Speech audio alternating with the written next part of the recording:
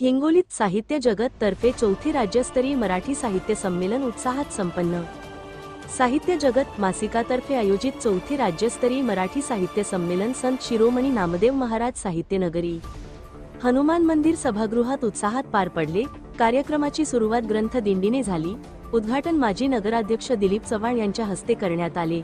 या संमेलनाला डॉक्टर संजय नाकाडे, कलानंद जाधव, गोडाती काळे, डॉक्टर संतोष तारफे, प्राचार्य विलास वैद्य यांसह अनेक मान्यवर उपस्थित होते।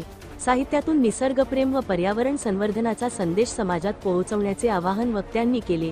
हे संमेलन हिंगोलीच्या साहित्य चळवळीला नवी दिशा देणारे ठरले।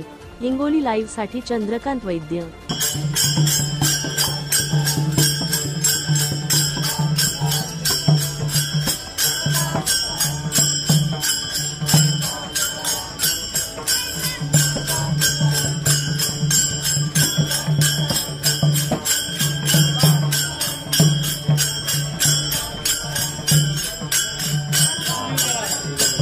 या आता